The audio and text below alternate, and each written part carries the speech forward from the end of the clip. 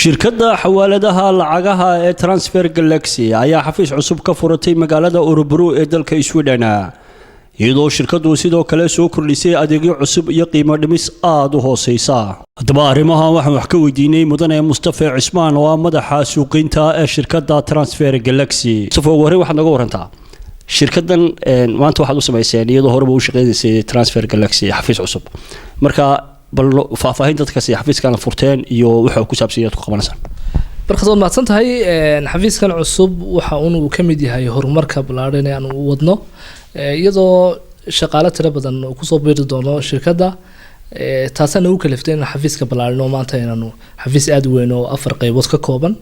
iyo meelo lagu caawinayo dadka customerka ah ee noo yimaada. marka taas ayaa ugu muhiimsan oo aanu adeegan aanu xafiiskan u furnay taas way arintu. waayahay waxa jirtay inaad soo gudbisay aad soo kordhiseen adeegyo cusub. marka adeegyadan cusub ee aad ku soo kordhiseen shirkadda Transfer Galaxy xawaalada maxay ahayn adeegyadaas? adeegyada aan soo kordhinay adeegyo balaaran markii hore wadamo kooban baan lacagaha u dirjinay laakiin maanta walillahi xamdu waxaan u dirnaa lacagaha ilaa wadamo gaaraya ilaa 25 wadan iyo adeegyo cusub oo ay ka mid yihiin in markii hore dadku markay lacagta diraan ay mobile-ka ku dhici jirtay waxaan si ku soo kordhinay in dadku ay imika xafiis ka qaadan karaanba. waxa laga yaabaa maanta dadka waaweyn oo kale ee aan haysan adeegan zaadka ama EVC-ga ama sahalka ama M-Pesa oo kale adeegyada dadka aan haysan waxay u baahan yihiin inay xarumo ka qaataan. marka tiiban soo kordhinay in xafiis laga qaato lacag cash ah. waayahay waxa jirta inaad samayseen qiimo dhimis aad u sameynaysan dadka macaamiisheeda ama doonayba inay wax tirsadaan. marka qiimo dhimistaasi maxay ahayd? waxaan ku talagalay in dadku runtii ay macaashaan oo ay faa'iidaan adeega aanu qiimo dhimista balaaran aanu sameynay maanta waxaan soo kordhinay 0.5 in qofku $1 nuski oo qofku ku dirsado aanu khidmada ka qaadno. marka adeegaasina wuxuu yahay dadka wax faa'iido ugu jirta oo balaaran adeegyadaasina waxaana ka mid ah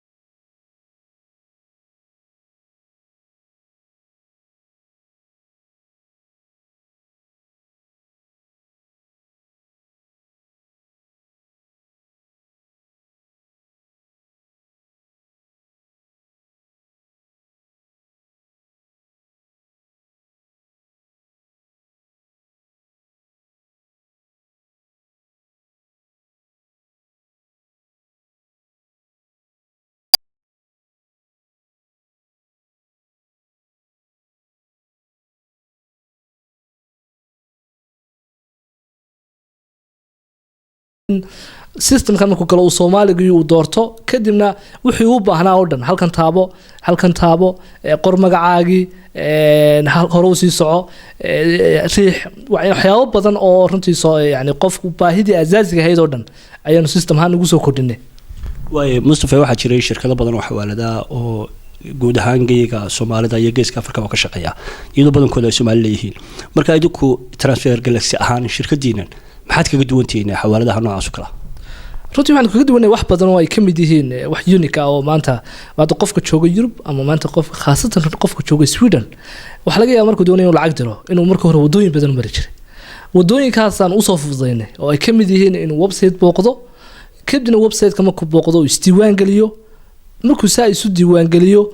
markiiba anaga la xiriirayna markuu la xiriirno informationkiisa saxda ah iyo la hubiyo inuu qofkii saxda yahay